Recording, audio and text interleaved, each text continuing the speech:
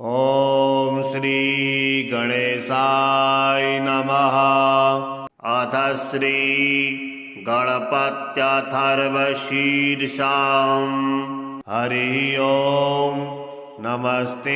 गणपतये त्वमेव प्रत्यक्षं तत्त्वमसि त्वमेव केवलं कर्तासि त्वमेव केवलं धर्तासि त्वमेव केवलं हर्तासि त्वमेव सर्वं खलविदं ब्रह्मासि त्वं साक्षादात्मासि नित्यं ऋतं वच्मि सत्यं वच्मि अवत्वं माम् अवक्तारम् अवश्रोतारम् अवदातारम्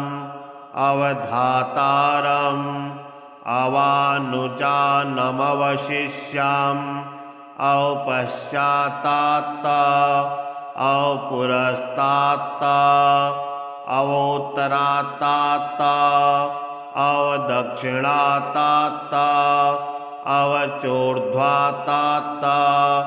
अवाधरात्तात् सर्वतो मां पाहि पाहि समन्तात् त्वं वाङ्मयस्त्वं चिन्मयः त्वमानन्दमयस्त्वं ब्रह्ममयः त्वं सच्चिदानन्दाद्वितीयोऽसि त्वं प्रत्यक्षं ब्रह्मासि त्वं ज्ञानमयो विज्ञानमयोऽसि सर्वं जगदिदं तत्तो जायते सर्वं जगदिदं त्वत्तिष्ठति सर्वं जगदिदं त्वयि लयमिष्यति सर्वं जगदिदं त्वयि प्रत्येति त्वं भूमिरापो नलो नीलो नभः त्वं चत्वारि वाक्पदानि त्वं गुणत्रयातीतः त्वं वस्थात्रयातीतः त्वं देहत्रयातीतः त्वं कालत्रयातीतः त्वं मूलाधारस्थितोऽसि नित्यं त्वं शक्तित्रयात्मकः त्वां योगिनो ध्यायन्ति नित्यं त्वं ब्रह्मा त्वं विष्णुस्त्वं रुद्रस्त्वं इन्द्रस्त्वं अग्निस्त्वं वायुस्त्वं सूर्यस्त्वं चन्द्रमास्त्वं ब्रह्म भूर्भुवः स्वरो गणादिपूर्वमुच्चार्य वर्णादिं तदनन्तरम् अनुस्वारः परतरः अर्धेन्दुलसितं तारेण ऋद्धम् एतत्तौ मनुस्वरूपं गकारः पूर्वरूपम् अकारो मध्यमरूपम् अनुस्वारश्चान्तरूपम् बिन्दरुत्तररूपम् नादः सन्धानम् संहिता संधिः सहसा गणेश विद्या गणकऋषिः निश्चित गायत्री छन्दः गणपतिर्देवता ॐ गणपतये नमः। एकदन्ताय विद्महे वक्रतुण्डाय धीमहि तन्नो दन्तिः प्रचोदयात्। एकदन्तं चतुर्हस्तं पाशमङ्कुशधारिणम् अभयं च वरदं हस्ते बिभ्राणामूषकध्वजं रक्तं लम्बोदरं शूर्पा कर्णकं रक्तवाससं रक्तगन्धानुलिप्ताङ्गं रक्तपुष्पैः सुपूजितं भक्तानुकम्पिनं देवं जगत्कारणमच्युतम् आविर्भूतं च सृष्ट्यादौ प्रकृतेः पुरुषात् परम् एवं ध्यायति यो नित्यं स योगी योगिनां वरः। नमो व्रातपतये नमो गणपतये नमः प्रमथपतये नमस्तेऽस्तु लम्बोदराय एकदन्ताय विघ्नविनाशिने शिवसुताय श्रीवरदमूर्तये नमो नमः। एतत् अथर्वशीर्षं योधीते स ब्रह्मभूयाय कल्पते स सर्वतः सुखमेधते स सर्वविघ्नैर्न बाध्यते स पञ्चमहापापात् प्रमुच्यते सायमधियानो दिवसकृतं पापं नाश्यति प्रातर्धियानो रात्रिकृतं पापं नाशयति सायं प्रातः प्रयुञ्जानो अपापो भवति सर्वत्राधियानो अपिघ्नो भवति धर्मार्थकाममोक्षं च विन्दति। इदम् अथर्वशीर्षमशिष्याय न देयम् यो यदि मोहाद्दास्यति स्वपापीयान् भवति सहस्रावर्तनात् यं यं कामधीते तं तमनेन साधयेत् अनेन गणपतिं विषिञ्चति शवाग्मी भवति चतुर्थ्यामनश्नं जपति स विद्यावान् भवति स यशोवान् भवति इत्यथर्ववाक्यं ब्रह्माद्यावरणं विद्याता न बिभेति कदाचनेति यो दूर्वान् कुरेर्यजति स वैश्रवणोपमो भवति यो लाजिर्यजति स यशोवान् भवति स मेधावान् भवति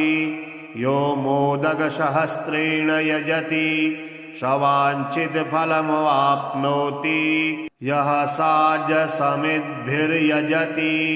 स सर्वं लभते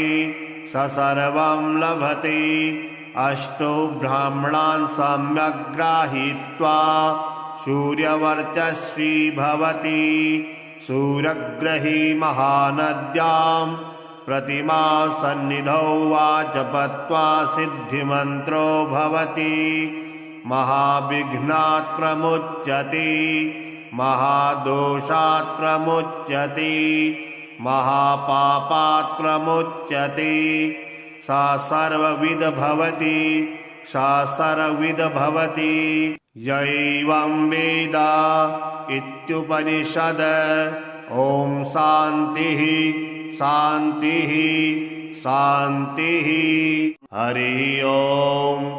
नमस्ते गणपतये त्वमेव प्रत्यक्षं तत्त्वमसि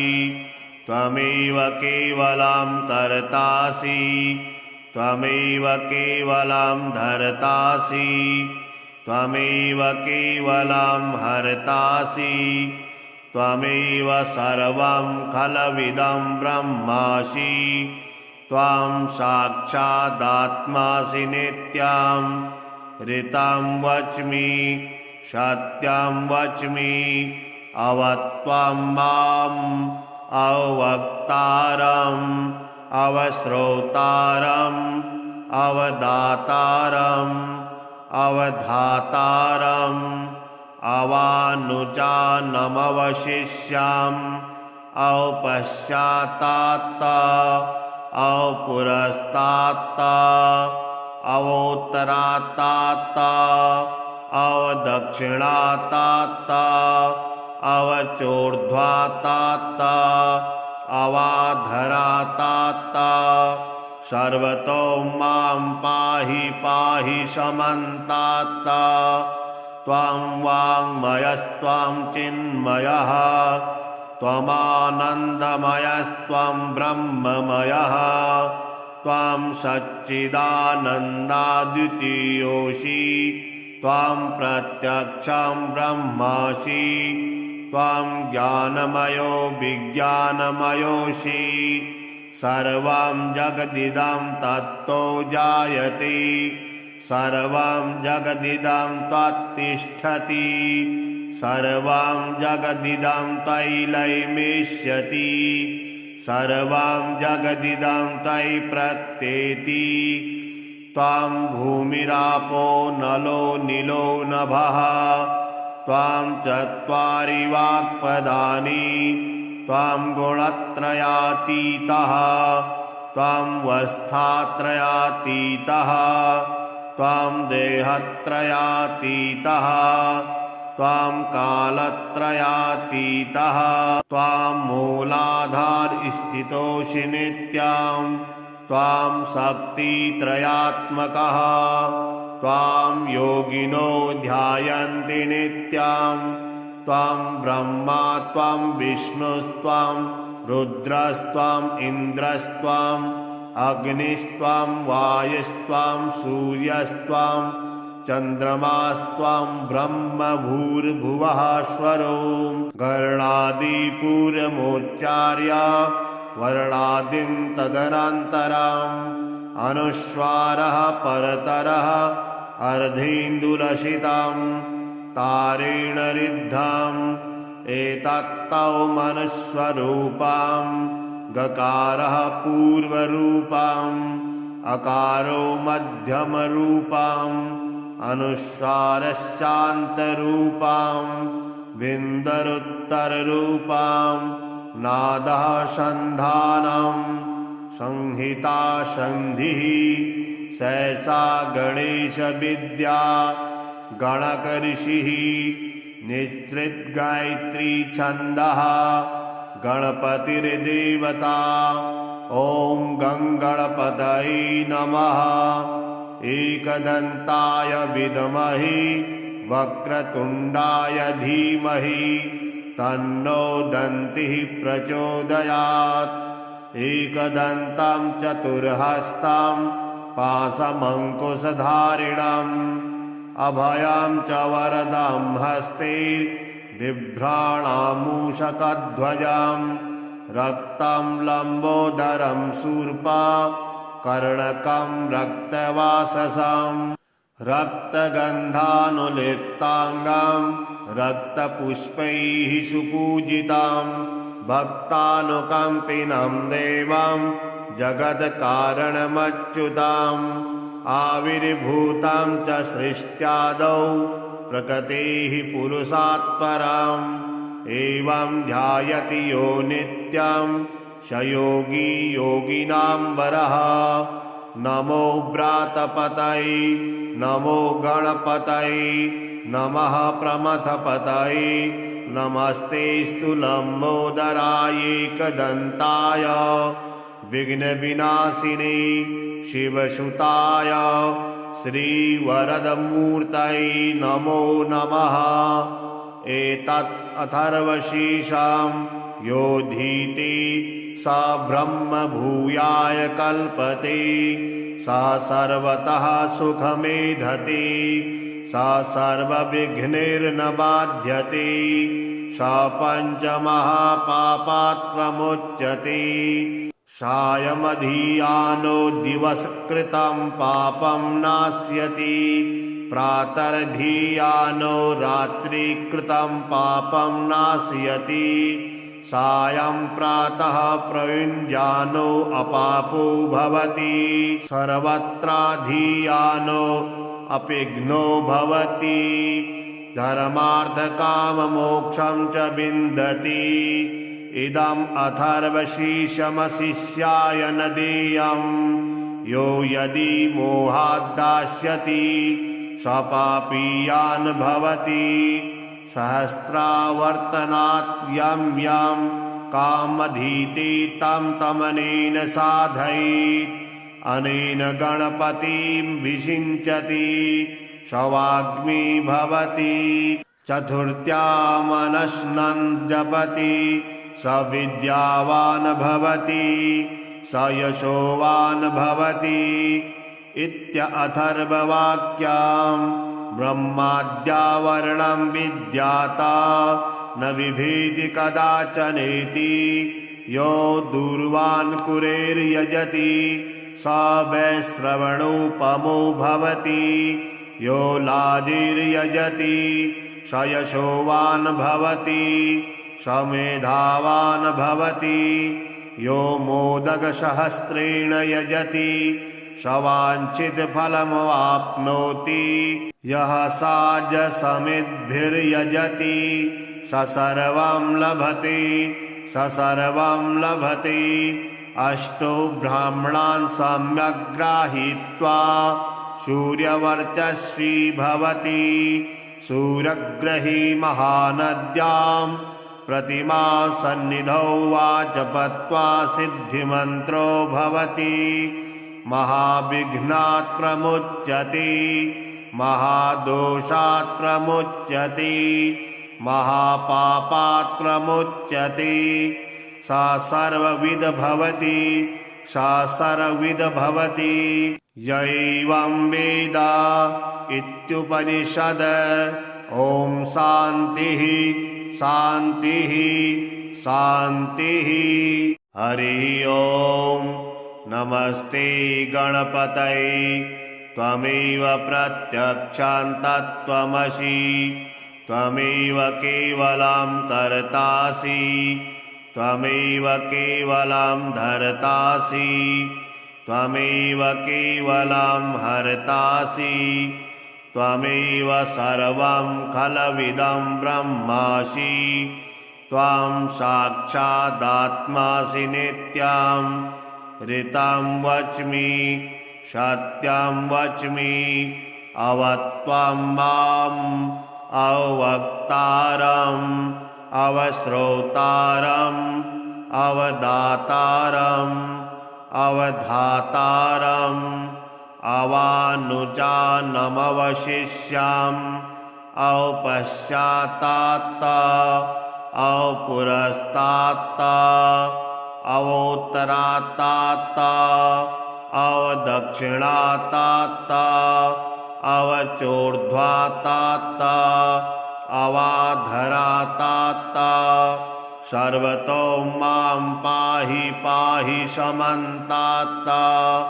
त्वं वाङ्मयस्त्वं चिन्मयः त्वमानन्दमयस्त्वं ब्रह्ममयः त्वं सच्चिदानन्दाद्वितीयोऽसि त्वं प्रत्यक्षं ब्रह्मासि त्वं ज्ञानमयो विज्ञानमयोऽसि सर्वं जगदिदं तत्तो जायते सर्वं जगदिदं त्वत्तिष्ठति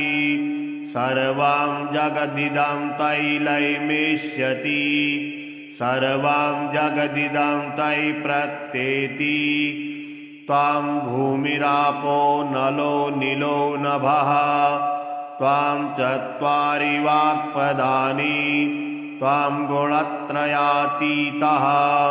त्वं वस्थात्रयातीतः त्वं देहत्रयातीतः त्वं कालत्रयातीतः त्वं मूलाधारस्थितोऽसि नित्यं त्वं शक्तित्रयात्मकः त्वां योगिनो ध्यायन्ति नित्यं त्वं ब्रह्मा त्वं विष्णुस्त्वं रुद्रस्त्वं इन्द्रस्त्वं अग्निस्त्वं वायुस्त्वं सूर्यस्त्वं चन्द्रमास्त्वं ब्रह्म भूर्भुवः स्वरो गर्णादिपूर्वमुच्चार्य वर्णादिं तदनन्तरम् अनुस्वारः परतरः अर्धेन्दुलसितं तारेण ऋद्धम् एतत्तौ मनुस्वरूपं गकारः पूर्वरूपम् अकारो मध्यमरूपम् अनुस्वारश्चान्तरूपम् बिन्दरुत्तररूपम् नादः सन्धानम् संहिता संधिः सहसा गणेश विद्या गणकऋषिः निश्चित गायत्री छन्दः गणपतिर्देवता ॐ गङ्गणपतये नमः एकदन्ताय विद्महे वक्रतुण्डाय धीमहि तन्नो दन्तिः प्रचोदयात्। एकदन्तं चतुर्हस्तं पाशमङ्कुशधारिणम् अभयं च वरदं हस्तैर्बिभ्राणामूषकध्वजम् रक्तं लम्बोदरं शूर्पा कर्णकं रक्तवाससम् रक्तगन्धानुलिप्ताङ्गं रक्तपुष्पैः सुपूजितं भक्तानुकम्पिनं देवं जगत्कारणमच्युतम् आविर्भूतं च सृष्ट्यादौ प्रकृतेः पुरुषात् परम् एवं ध्यायति यो नित्यं स योगी योगिनां वरः। नमो व्रातपतये नमो गणपतये नमः प्रमथपतये नमस्तेऽस्तु लम्बोदराय एकदन्ताय विघ्नविनाशिने शिवसुताय श्रीवरदमूर्तये नमो नमः। एतत् अथर्वशीर्षं योधीते स ब्रह्म भूयाय कल्पते स सर्वतः सुखमेधते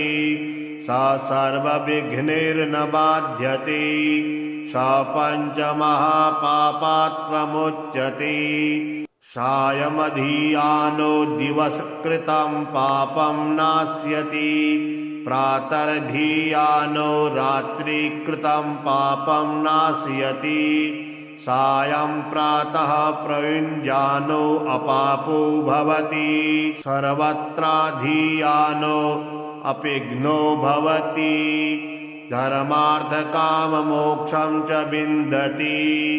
इदम् अथर्वशीर्षमशिष्याय न देयम्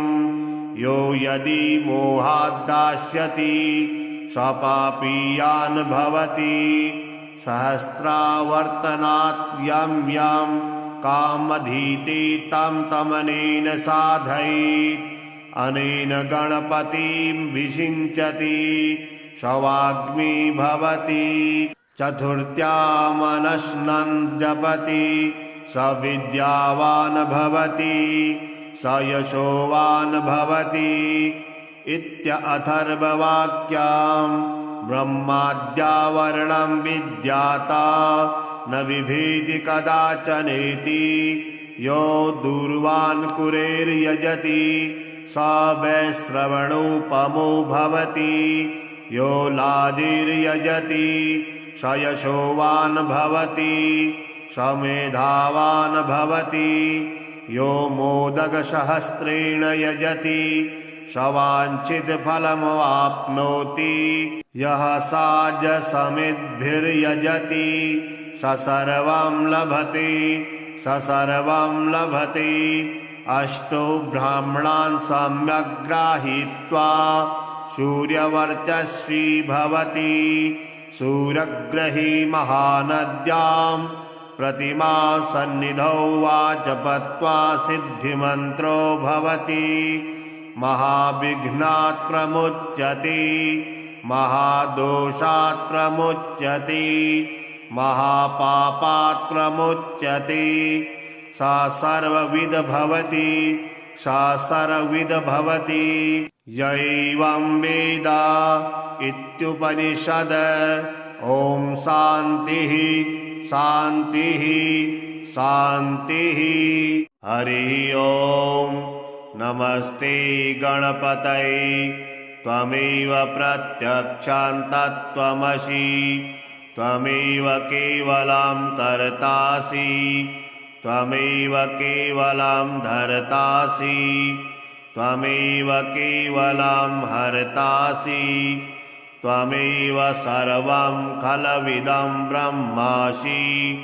त्वं साक्षादात्मासि नित्यं ऋतं वच्मि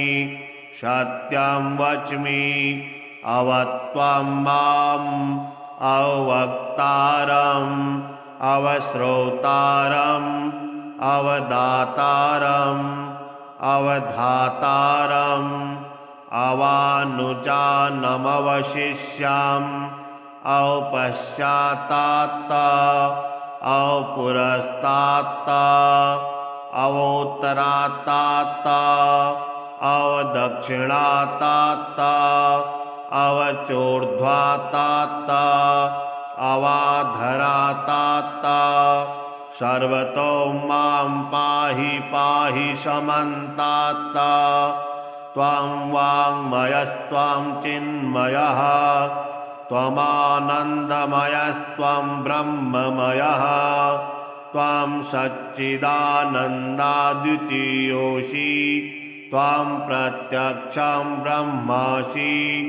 त्वां ज्ञानमयो विज्ञानमयोऽसि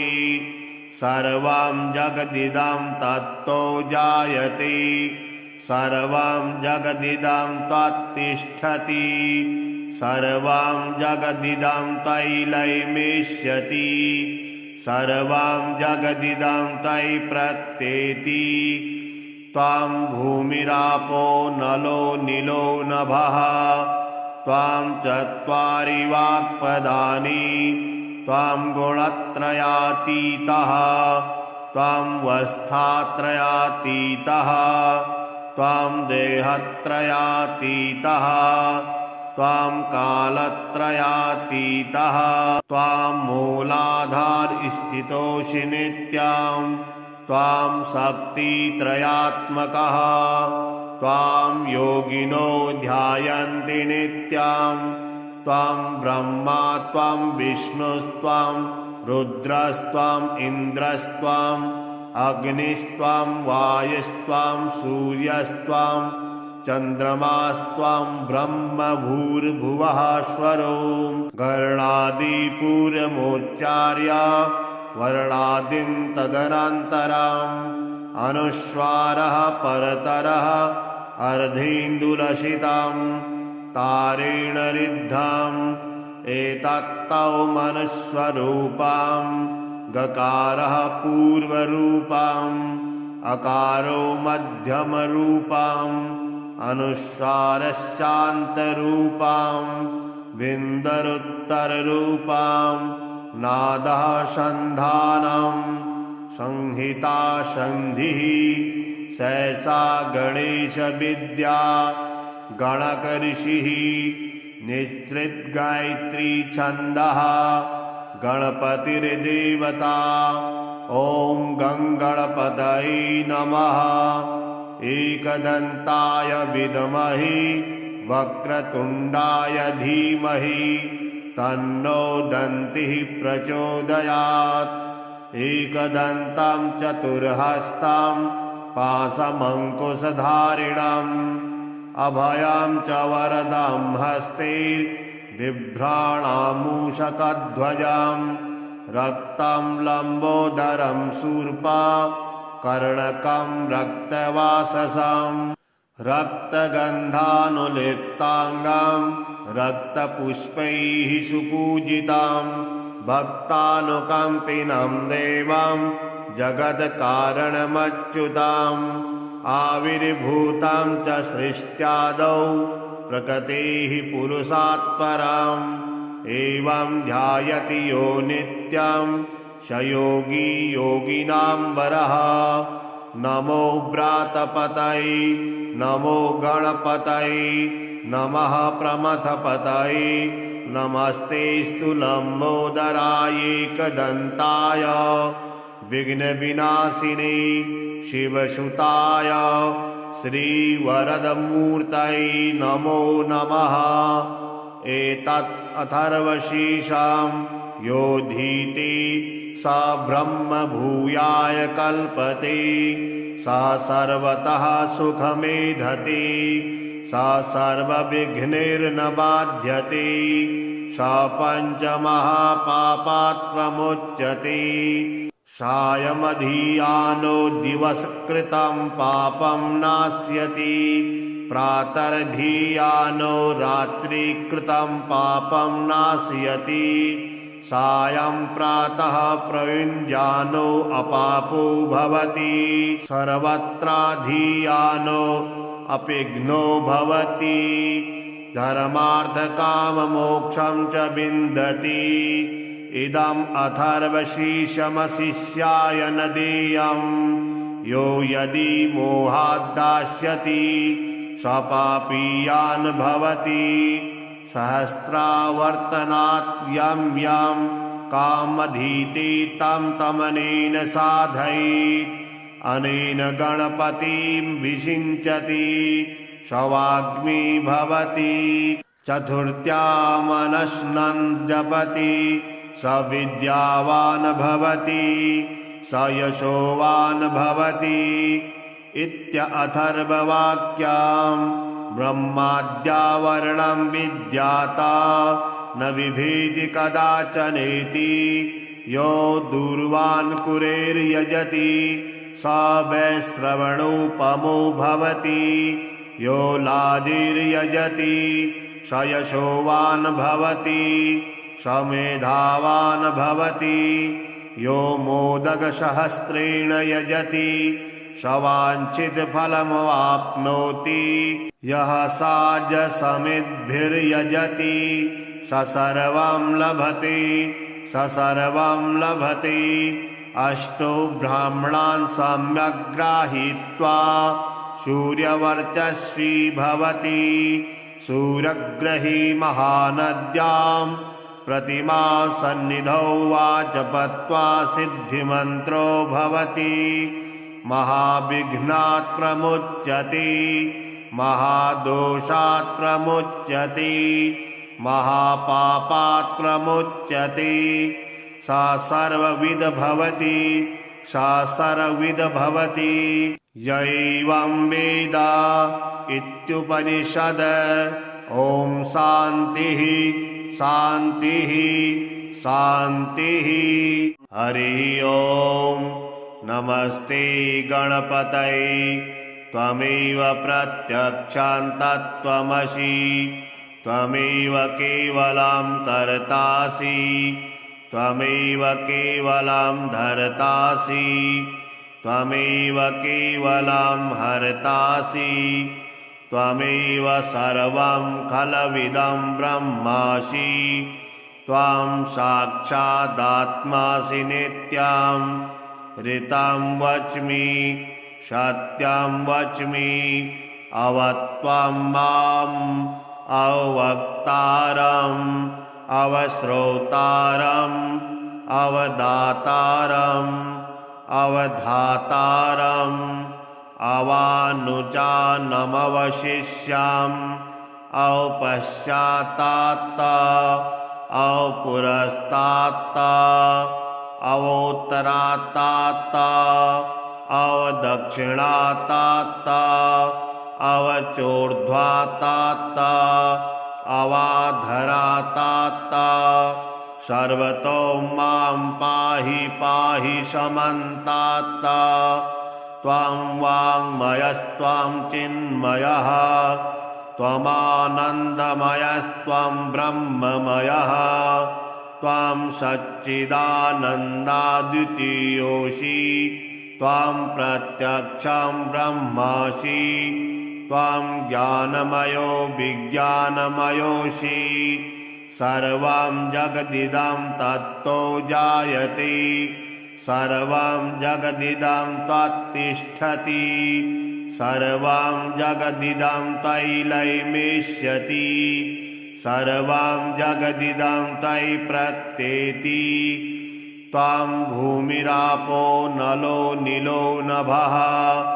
त्वं चत्वारि वाक्पदानि त्वं गुणत्रयातीतः त्वं वस्थात्रयातीतः त्वं देहत्रयातीतः त्वं कालत्रयातीतः त्वं मूलाधारस्थितोऽसि नित्यं त्वं शक्तित्रयात्मकः त्वां योगिनो ध्यायन्ति नित्यं त्वं ब्रह्मा त्वं विष्णुस्त्वं रुद्रस्त्वं इन्द्रस्त्वं अग्निस्त्वं वायुस्त्वं सूर्यस्त्वं चन्द्रमास्त्वं ब्रह्म भूर्भुवः स्वरो गणादिपूर्वमुच्चार्य वर्णादिं तदनन्तरं अनुस्वारः परतरः अर्धेन्दुलसितं तारेण रिद्धम् एतत्तौ मनुस्वरूपं गकारः पूर्वरूपम् अकारो मध्यमरूपम् अनुस्वारस्यान्तरूपम् विन्दरुत्तररूपम् नादः सन्धानम् संहिता सन्धिः सहसा गणेशविद्या गणकऋषिः निःसृतगायत्री छन्दः गणपतिर्देवता ॐ गङ्गणपतये नमः एकदन्ताय विद्महे वक्रतुण्डाय धीमहि तन्नो दन्तिः प्रचोदयात् एकदन्तं चतुर्हस्तं पाशमङ्कुशधारिणम् अभयं च वरदं हस्ते बिभ्राणामूषकध्वजम् रक्तं लम्बोदरं शूर्पा कर्णकं रक्तवाससं रक्तगन्धानुलिप्ताङ्गं रक्तपुष्पैः सुपूजितं भक्तानुकम्पिनं देवं जगत्कारणमच्युतम् आविर्भूतं च सृष्ट्यादौ प्रकृतेः पुरुषात् परम् एवं ध्यायति यो नित्यं स योगी योगिनां वरः नमो व्रातपतये नमो गणपतये नमः प्रमथपतये नमस्तेऽस्तु लम्बोदराय एकदन्ताय विघ्नविनाशिने शिवसुताय श्रीवरदमूर्तये नमो नमः एतत् अथर्वशीर्षं योधीते स ब्रह्म भूयाय कल्पते स सर्वतः सुखमेधते स सर्वविघ्नैर्न बाध्यते स पञ्चमहापापात् प्रमुच्यते सायमधियानो दिवसकृतं पापं नाश्यति प्रातर्धियानो रात्रिकृतं पापं नाशयति सायं प्रातः प्रयुञ्जानो अपापो भवति सर्वत्राधियानो अपिघ्नो भवति धर्मार्थकाममोक्षं च विन्दति इदम् अथर्वशीर्षमशिष्याय न देयम् यो यदि मोहाद्दास्यति सपापीयान् भवति सहस्रावर्तनात् यं यं कामधीते तं तमनेन साधयेत् अनेन गणपतिं विषिञ्चति सवाग्मी भवति चतुर्थ्यामनश्नन् जपति स विद्यावान् भवति स यशोवान् भवति इत्यथर्ववाक्यम् ब्रह्माद्यावरणं विद्याता न बिभेति कदाचनेति यो दूर्वान् कुरेर्यजति स वैश्रवणोपमो भवति यो लाजिर्यजति स यशोवान् भवति स मेधावान् भवति यो मोदकसहस्रेण यजति स वाञ्छितफलमवाप्नोति यः साजसमिद्भिर्यजति स सर्वं लभते स सर्वं लभते अष्टो ब्राह्मणान् सम्यक् गृहीत्वा सूर्यवर्चस्वी भवति सूर्यग्रही महानद्यां प्रतिमा सन्निधौ वा जपत्वा सिद्धिमन्त्रो भवति महाविघ्नात् प्रमुच्यते महादोषात् प्रमुच्यते महापापात् प्रमुच्यते सा सर्वविद भवति सा सर्वविद भवति य एवं वेद इत्युपनिषद ॐ शान्तिः शान्तिः शान्तिः हरि ओम् नमस्ते गणपतये त्वमेव प्रत्यक्षान्तत्वमसि त्वमेव केवलं कर्तासि त्वमेव केवलं धर्तासि त्वमेव केवलं हर्तासि त्वमेव सर्वं खलविदं ब्रह्मासि त्वां साक्षादात्मासि नित्यं ऋतं वच्मि सत्यं वच्मि अवत्वं माम् अवक्तारम् अवश्रोतारम् अवदातारम् अवधातारम् अवानुजानमवशिष्याम् अवपश्चात्तात् अवपुरस्तात् अवोत्तरात्तात्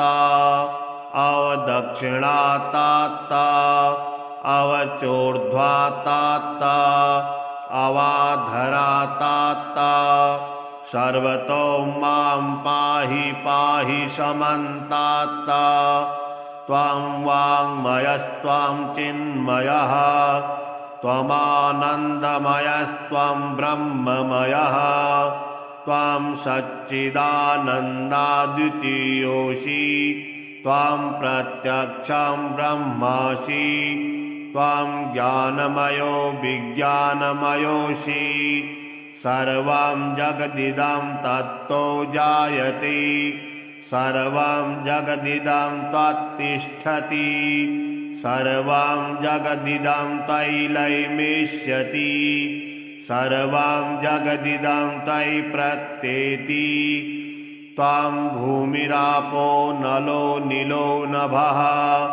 त्वं चत्वारि वाक्पदानि त्वं गुणत्रयातीतः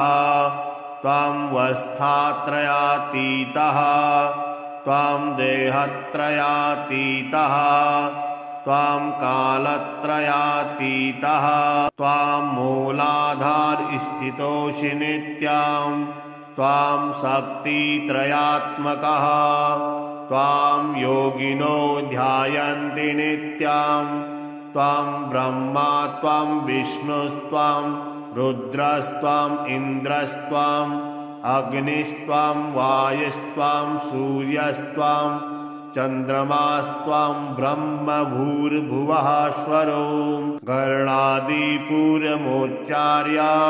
वर्णादिं तदनन्तरम् अनुस्वारः परतरः अर्धेन्दुलसितं तारेण ऋद्धम् एतत्तौ मनुस्वरूपं गकारः पूर्वरूपम् अकारो मध्यमरूपम् अनुस्वारश्चान्तरूपम् विन्दरुत्तररूपम् नादः सन्धानम् संहिता सन्धिः सहसा गणेशविद्या गणकऋषिः निश्चित गायत्री छन्दः गणपतिर्देवता ॐ गङ्गणपतये नमः एकदन्ताय विद्महे वक्रतुण्डाय धीमहि तन्नो दन्तिः प्रचोदयात् एकदन्तं चतुर्हस्तं पाशमङ्कुशधारिणम् अभयं च वरदं हस्ते बिभ्राणामूषकध्वजं रक्तं लम्बोदरं शूर्पा कर्णकं रक्तवाससं रक्तगन्धानुलिप्ताङ्गं रक्तपुष्पैः सुपूजितं भक्तानुकम्पिनं देवं जगत्कारणमच्युतम् आविर्भूतं च सृष्ट्यादौ प्रकृतेः पुरुषात् परम् एवं ध्यायति यो नित्यं स योगी योगिनां वरः नमो व्रातपतये नमो गणपतये नमः प्रमथपतये नमस्तेऽस्तु लम्बोदराय एकदन्ताय विघ्नविनाशिने शिवसुताय श्रीवरदमूर्तये नमो नमः। एतत् अथर्वशीर्षं योधीति स ब्रह्म भूयाय कल्पते, स सर्वतः सुखमेधते, स सर्वविघ्नैर्न बाध्यते, स पञ्चमहापापात् प्रमुच्यते। सायमधियानो दिवसकृतं पापं नास्यति, प्रातर्धियानो रात्रिकृतं पापं नाशयति, सायं प्रातः प्रयुञ्जानो अपापो भवति, सर्वत्राधियानो अपिघ्नो भवति,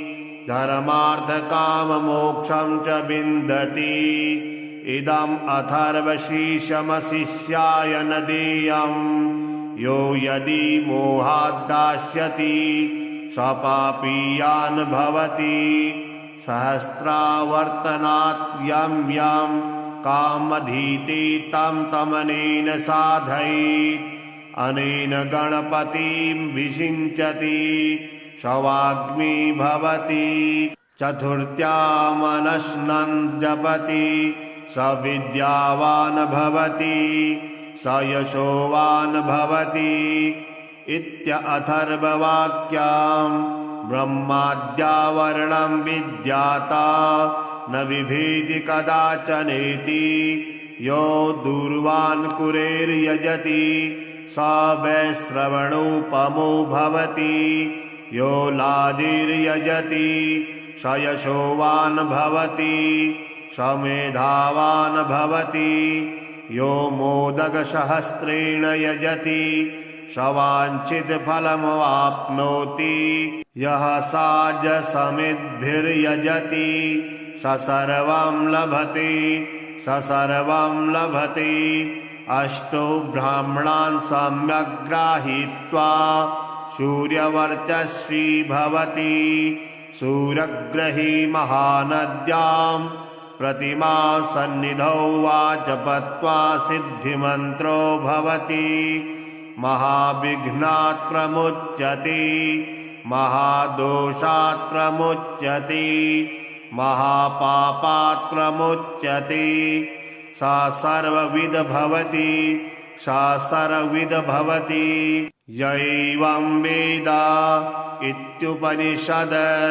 ॐ शान्तिः शान्तिः शान्तिः। हरि ओम्। नमस्ते गणपतये, त्वमेव प्रत्यक्षं तत्त्वमसि, त्वमेव केवलं कर्तासि, त्वमेव केवलं धर्तासि, त्वमेव केवलं हर्तासि, त्वमेव सर्वं खलविदं ब्रह्मासि,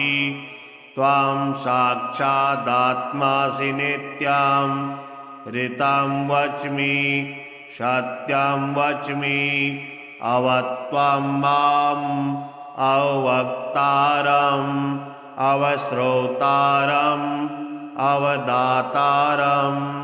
अवधातारम् अवानुजानमवशिष्याम् औपश्चात्ता औपुरस्तात्ता अवोत्तरात्ता अवदक्षिणात्ता अवचोर्ध्वात्ता अवाधरात्ता। सर्वतो मां पाहि पाहि समन्तात्ता। त्वं वाङ्मयस्त्वं चिन्मयः, त्वमानन्दमयस्त्वं ब्रह्ममयः, त्वं सच्चिदानन्दाद्वितीयोऽसि, त्वं प्रत्यक्षं ब्रह्मासि, त्वं ज्ञानमयो विज्ञानमयोऽसि। सर्वं जगदिदं तत्तो जायते, सर्वं जगदिदं त्वत्तिष्ठति, सर्वं जगदिदं तैलैमेष्यति, सर्वं जगदिदं तै प्रत्येति। त्वं भूमिरापो नलो नीलो नभः, त्वां चत्वारि वाक्पदानि त्वां गुणत्रयातीतः त्वां वस्थात्रयातीतः त्वां देहत्रयातीतः त्वां कालत्रयातीतः त्वां मूलाधारस्थितोऽसि नित्यं त्वां शक्तित्रयात्मकः त्वां योगिनो ध्यायन्ति नित्यं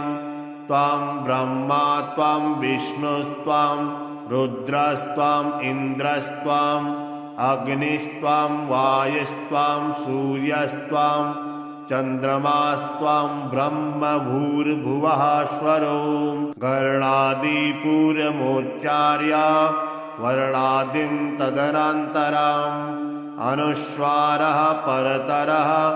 अर्धेन्दुलसितं तारेण रिद्धम् एतत्तौ मनुस्वरूपं गकारः पूर्वरूपम् अकारो मध्यमरूपम् अनुस्वारस्यान्तरूपम् विन्दरुत्तररूपम् नादः सन्धानम् संहिता सन्धिः सहसा गणेशविद्या गणकऋषिः निःसृतगायत्री छन्दः गणपतिर्देवता ॐ गङ्गणपतये नमः एकदन्ताय विद्महे वक्रतुण्डाय धीमहि तन्नो दन्तिः प्रचोदयात् एकदन्तं चतुर्हस्तं पाशमङ्कुशधारिणम् अभयं च वरदं हस्ते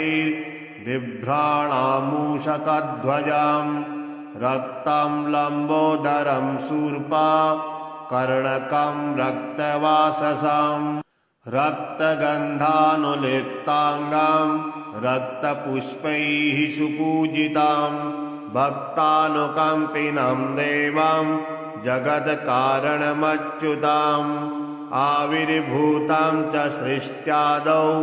प्रकृतेः पुरुषात् परम्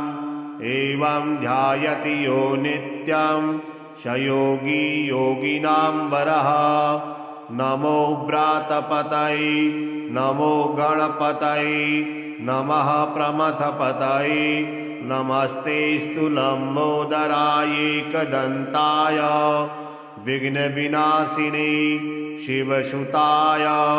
श्रीवरदमूर्तये नमो नमः एतत् अथर्वशीर्षं योधीते स ब्रह्म भूयाय कल्पते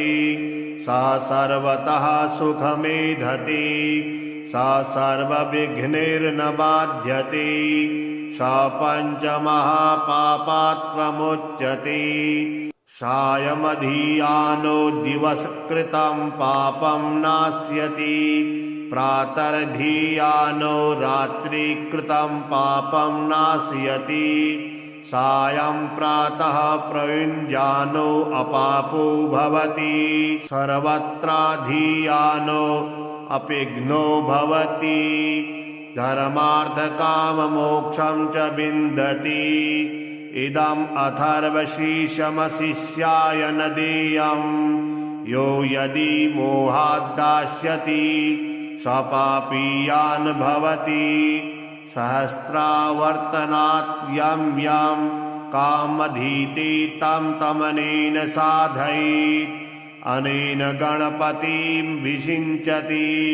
शवाग्मी भवति चतुर्थ्यामनश्नन् जपति स विद्यावान् भवति स यशोवान् भवति इत्यथर्ववाक्यं ब्रह्माद्यावर्णं विद्याता न विभेति कदाचनेति यो दूर्वान् कुरेर्यजति स वैश्रवणोपमो भवति यो लाजिर्यजति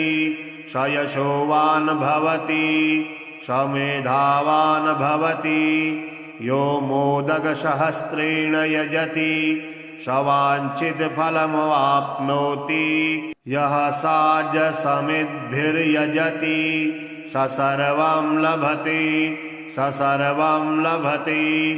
अष्टौ ब्राह्मणान् सम्यग् गृहीत्वा सूर्यवर्चस्वी भवति। सूर्यग्रही महानद्यां प्रतिमा सन्निधौ वा जपत्वा सिद्धिमन्त्रो भवति। महाविघ्नात् प्रमुच्यते महादोषात् प्रमुच्यते महापापात् प्रमुच्यते।